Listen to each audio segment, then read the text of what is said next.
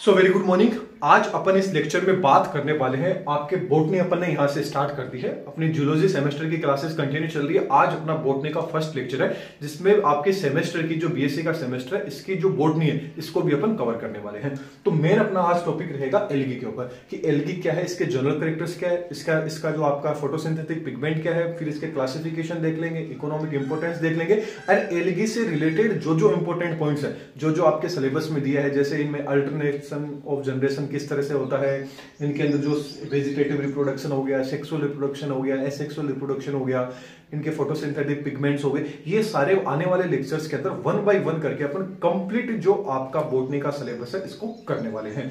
तो हर जैसे अपनी जियोलॉजी की क्लासेस चल रही है, जैसे अपन जियोलॉजी में भी जनरल कैरेक्टर्स क्लासिफिकेशन देख रहे हैं, वैसे ही फिलहाल बॉटनी में जनरल कैरेक्टर्स एंड क्लासिफिकेशन देखेंगे। इसके बाद में इनके पर्टिकुलर जो जो चीज आपके सिलेबस में दी होगी उनको अपन लेके चलेंगे। तो चलिए बात करते हैं सबसे पहले एल्गी। एल्गी को क्या बोला जाता है? शैवाल बोला जाता है।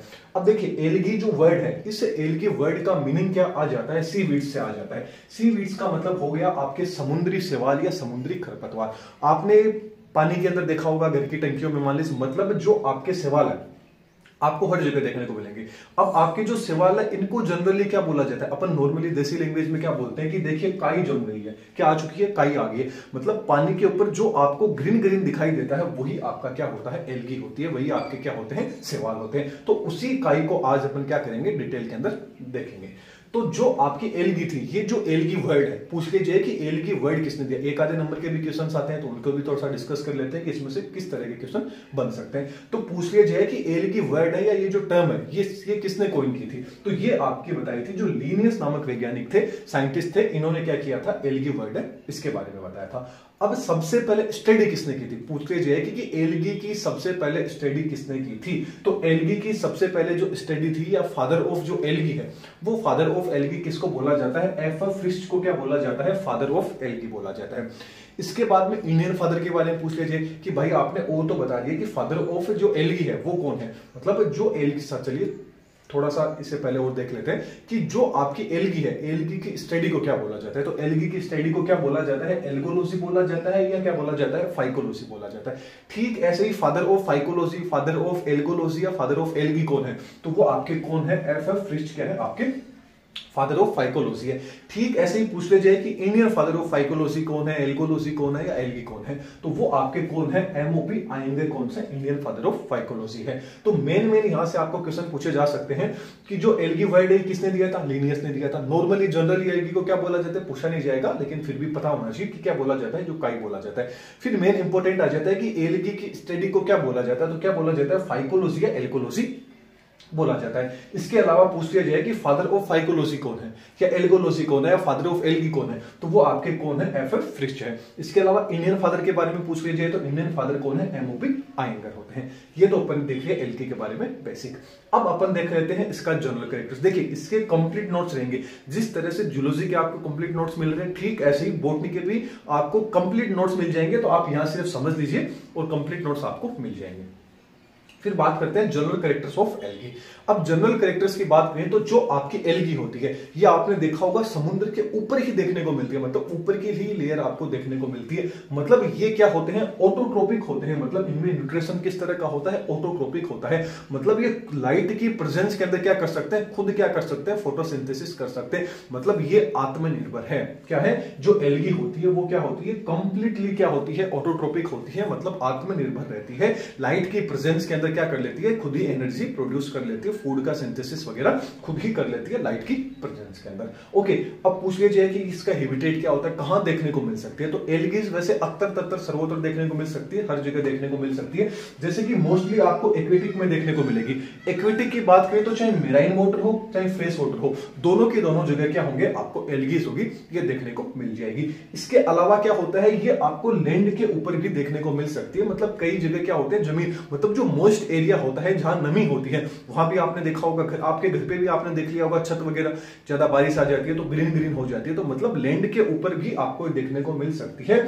सोरेलिया क्या होता है? उसका नाम होता है, उस स्पीसीज का नाम क्या होता है? सोरेलिया होता है। अब बात कर लेते हैं कि जो आपके एल्गी अभी अपन ने देख लिया हर जगह देखने को मिल सकते हैं, मतलब आर्टिक से लेके अंटार्कटिक जितने भी जगह है हर जगह क्या होगी, आपको एल्गीज होगी वो देखने को मिल जाएगी। अब कुछ जो एल्गीज होती है, मतलब ज्यादातर जो एल्गीज होती है वो तो कैसी होती है, प्रोकैरियोटिक होती है, लेकिन कुछ एल्गी क्या होती है, ज्यादातर एल्गीज होती है वो आपकी यूकैरियोटिक होती है, लेकिन कुछ क्या होती है प्रोकैरियोटिक भी हो सकती है। प्रोकैरियोटिक की अंदर एग्जांपल पूछ लिया जाए कौन, क्योंकि सीधी सी बात है कि ज्यादातर जो चीज है वो तो पूछी नहीं जाएगी, जो चीज कम है वही पूछी जाएगी, क्योंकि कंफ्यूजन वही रहती है। तो प्रोकैरियोटिक कौन सी होती है, आपकी ब्लू ग्रीन जो एल्गी होती है, बीजीए होती है ब्लू ग्रीन एल्गी, वो क्या होती है आपकी प्रोकैरियोटिक होती है। बाकी सारी की सारी जो एल्गीज होती है वो कैसी होती है, आपकी यूकैरियोटिक होती है। ठीक ऐसे ही कि ये जो फूड के रूप में किस चीज को स्टोर करते हैं, कि ये देखिए फोटोसिंथेसिस कर रहे हैं, तो लाइट तो क्या है दिन में देखने को मिलेगी, लेकिन रात को भी तो इनको एनर्जी चाहिए ना, तो रात को एनर्जी चाहिए, तो उसके लिए क्या करते हैं, ये फूड को स्टोर करके रखते हैं। किस फॉर्म में रखते हैं, स्टार्च के रूप में क्या करते हैं, फूड मटेरियल को अपने अंदर क्या करते हैं, स्टोर करके रखते हैं। एल्गी एक तरह से क्या होता है, प्लांट जो आपकी किंगडम प्लांटी है उसके अंदर रखा गया है, तो प्लांट से रिलेटेड होता है। अब बात कर लेते हैं कि जो एल्गी की जो सेल वॉल रहती है वो सेल वॉल किससे मिलकर बनी होती है। तो ज्यादातर जो एल्गी होती है उनकी जो सेल वॉल होती है वो आपकी किससे बनी होती है, सेलुलोज एंड जो पेक्टिन होता है इससे मिलके क्या होती है, इनकी क्या होती है, सेल वॉल बनी होती है। लेकिन जो आपकी ब्राउन एल्गी होती है, ब्राउन एल्गी की जो सेल वॉल होती है वो एल्जीनिक एंड जो फ्यूसिनिक एसिड होता है उसके द्वारा मिलकर बनी होती है। ठीक ऐसे ही जो आपकी रेड एल्गी होती है, रोडोफाइसिन, जो आपकी रेड एल्गी रहती है वो पॉलीसल्फेट ईस्टर से क्या होती है, बनी होती है। तो ये थोड़ा सा इंपॉर्टेंट है, इसको आप थोड़ा सा रेडमार्क कर लीजिएगा कि भाई मोस्टली जो एल्गी की सेल वॉल होती है, कोशिका भित्ति होती है, वो किससे मिलके बनी होती है, सेलुलोज एंड पेक्टिन से मिलके बनी होती है। लेकिन जो आपके ब्राउन एल्गी है एंड जो रेड एल्गी है उनकी सेल वॉल की बात करें तो ब्राउन एल्गी की तो एल्जेनिक एंड फ्यूसिनिक जो एसिड होती है इससे मिलके बनी होती है, एंड जो रेड एल्गी होती है इसकी पॉलीसल्फेट ईस्टर से मिलके बनी होती है। अब बात कर लेते हैं इनमें रिप्रोडक्शन की यदि बात करें तो रिप्रोडक्शन इनमें कैसा देखने को मिलेगा, वेजिटेटिव रिप्रोडक्शन मतलब कायिक जनन, अलैंगिक जनन, asexual reproduction and sexual reproduction, तीनों तरह के रिप्रोडक्शन है वो आपको इनके अंदर देखने को मिल जाएंगे।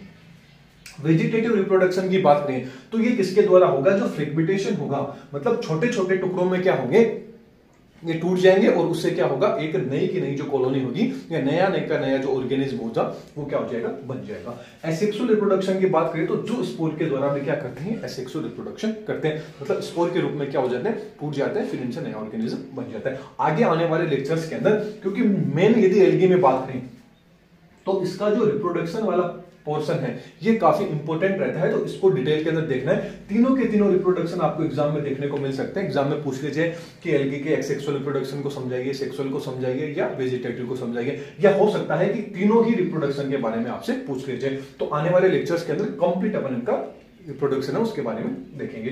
फिर बात कर लेते हैं सेक्सुअल रिप्रोडक्शन। तो सेक्सुअल रिप्रोडक्शन क्या होता है, जो गेमेट होते हैं उसके फ्यूजन से क्या हो जाता है, इनमें सेक्सुअल रिप्रोडक्शन भी हो जाता है। लेकिन मेन इंपॉर्टेंट पॉइंट अब आगे वाला है, इसको याद रखिएगा कि जो आपका जाइगोट होगा वो जाइगोट तो क्या होता है, फॉर्म होता है, मतलब जो आपका सेक्सुअल रिप्रोडक्शन होगा, फ्यूजन से जो गेमेट बनेगा उससे जाइगोट तो बन जाएगा, क्या बन जाएगा, उससे जाइगोट तो बन जाएगा, लेकिन एम्ब्रियो का फॉर्मेशन होगा या प्रोडक्शन होगा वो बिल्कुल भी नहीं होगा। ये चीज वेरी वेरी इंपॉर्टेंट है, इस स्टेटमेंट को आपको याद रखना है। क्योंकि अपन ने बात की कि इनमें सेक्सुअल रिप्रोडक्शन हो रहा है, तो सेक्सुअल रिप्रोडक्शन हो रहा है तो सीधी सी बात है जाइगोट भी बनेगा, जाइगोट से क्या बनता है, एम्ब्रियो भी बनता है। लेकिन एल्गी के अंदर क्या होता है, ओनली जाइगोट ही फॉर्म हो जाता है, आपका जो एम्ब्रियो होगा वो बिल्कुल भी प्रोड्यूस नहीं होता है, नो एम्ब्रियो आर प्रोड्यूस। ये चीज आपको इंपॉर्टेंट है, याद रखनी है। फिर बात कर लेते हैं इनमें क्या होते हैं, फोटोसिंथेटिक पिगमेंट होते हैं, वो भी प्रेजेंट होते हैं। अब वो फोटोसिंथेटिक पिगमेंट कौन से होते हैं वो आगे पर थोड़ा सा बात करेंगे। तो फिलहाल तो आप इसका स्क्रीनशॉट लेना चाहें तो ले लीजिए, या इसके जो नोट्स हैं वो आपको टेलीग्राम में मिल जाएंगे। इससे अच्छा है कि आप इसका स्क्रीनशॉट होगा वो ले लीजिए एंड नोट्स के लिए टेलीग्राम चले जाना। फिर अब आगे अपन बात करेंगे फोटोसिंथेटिक पिगमेंट्स कौन कौन से हैं, जैसे आपके क्लोरोफिल्स वगैरह आ गए, आपके जो जेंथोफिल्स आ गए, कैरोटिनोइड्स आ गए, ये सारे क्या क्या होते हैं, कौन कौन से में इनके अंदर पाए जाते हैं, कौन कौन से इसकी स्पीसीज होती है, उसके अंदर क्या क्या पाया जाता है, वो सारे देखेंगे। फिर इसका क्या देख लेंगे, क्लासिफिकेशन देख लेंगे।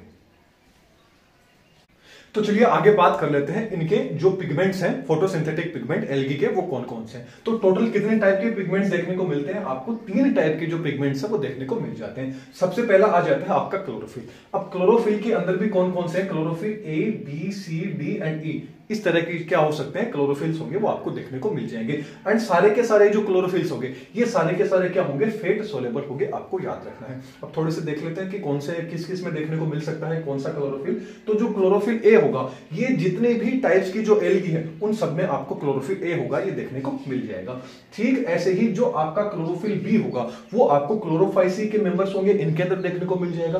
क्लोरोफिल सी होगा, ये क्रिप्टोफाइसी के अंदर देखने को मिल जाएगा। क्लोरोफिल डी होगा, ये आपको रोडोफाइसी के मेंबर्स होंगे, इनके अंदर देखने को मिल जाएगा। एंड जो क्लोरोफिल ई है ये आपको जो जेंथोफाइसी की जो फैमिली है ट्राइगोनिमा, इसके अंदर होगा, वो आपको देखने को मिल जाएगा। तो ऑलमोस्ट यदि अपन ओवरऑल यदि बात करें तो आपके एल्गी के अंदर क्लोरोफिल नामक पिगमेंट होता है, ये देखने को मिल जाता है photosynthetic pigment A B C D E. इतना भी याद रखना चाहे तो याद रख सकते हैं, और एग्जाम में लिखने के अकॉर्डिंग थोड़ा बहुत पिगमेंट से रिलेटेड आ जाए तो आपको ये लिख के आना होगा। फिर बात कर लेते हैं कैरोटिनॉइड्स। सेकंड कौन सा आ जाता है? Photosynthetic pigment carotenoids. अब कैरोटिनॉइड्स के अंदर 2 तरह के आपको आ जाते हैं नाम, एक तो कैरोटीन, एक आ जाता है जेंथोफिल्स। अब जो आपके कैरोटिड्स हैं ये क्या होंगे? आपके येलो ऑरेंज कलर के हो सकते हैं या रेड ब्राउन कलर के हो सकते हैं, और कैरोटिनॉइड्स होंगे ये भी क्या होंगे? फेट सोलेबल होंगे, वाटर सोलेबल ये दोनों के दोनों बिल्कुल भी नहीं होंगे। अब देखें तो जो कैरोटिनॉइड्स है इसके अंदर कौन सा आ जाता है? अल्फा बीटा गामा कैरोटीन आ जाता है। अब ये जो अल्फा बीटा गामा है ये किनके अंदर देखने को मिल सकते हैं? आपको जो रेडोफाइसी है इनके अंदर देखने को मिल सकते हैं। क्लोरोफाइसी की जो लाइकोपीन फैमिली है इसके अंदर ही होगा, ये आपको देखने को मिल जाएंगे। फिर बात कर लेते हैं जेंथोफिल। सेकंड कौन सा आ जाता है आपका इसके अंदर? जेंथोफिल। जेंथोफिल किसके अंदर देखने को मिलेगा? नियोजेंथिन एंड आपके फ्यूकोजेंथिन के अंदर आपको देखने को मिल जाएगा। तो 2 तरह के क्या होंगे? फोटोसिंथेटिक पिगमेंट होंगे। तीसरा नंबर का आ जाता है बाइलोप्रोटीन या फाइकोबिलिन्स, क्या आ जाते हैं? फोटोसिंथेटिक पिगमेंट आ जाते हैं। ये कैसे होते हैं? ब्लू रेड कलर के हो सकते हैं, एंड इसके अलावा ये क्या होते हैं? आपके वाटर सोलेबल होते हैं। तो याद रखना ये दोनों तो कौन से होते हैं? फेट सोलेबल होते हैं, और ये आपका कौन सा होता है? आपका वाटर सोलेबल होता है। इसके अंदर बात करें कौन सी फैमिली आ जाती है, तो आपकी कौन सी आ जाती है? रोडोफाइसी आ जाती है, एंड सेनोफाइसी के जो मेंबर्स होते हैं वो आपके इसके अंदर आ जाते हैं। तो यहां तक अपना क्या हो जाता है कि जो आपके जो फोटोसिंथेटिक पिगमेंट्स थे एंड जनरल कैरेक्टर्स थे वो कंप्लीट हो जाते हैं। अब अगली जो अपनी क्लास रहेगी उसके अंदर अपन देखेंगे क्लासिफिकेशन। अब जो आपका एल्गी का क्लासिफिकेशन वेरी वेरी इंपॉर्टेंट है, क्योंकि एल्गी का जो क्लासिफिकेशन है 2 वैज्ञानिकों के अकॉर्डिंग चलता है। मेनली बात करें तो जो आपके स्मिथ है, स्मिथ के अकॉर्डिंग क्लासिफिकेशन क्या किया? क्योंकि दोनों वैज्ञानिकों ने अलग अलग किया। एक फिश नामक जो वैज्ञानिक है इन्होंने भी, जिसको क्या बोला जाता था? फादर ऑफ एल्गी बोला गया था, फिश। तो इनके अकॉर्डिंग भी क्या दिया गया है? क्लासिफाई किया गया है एल्गी को, एंड स्मिथ के द्वारा भी। तो ये दोनों के दोनों वेरी इंपॉर्टेंट है। इन दोनों का दोनों क्लासिफिकेशन किस तरह से इन दोनों ने क्लासिफिकेशन किया था एल्गी का, वो आगे आने वाले लेक्चर्स के अंदर अपन देख लेंगे।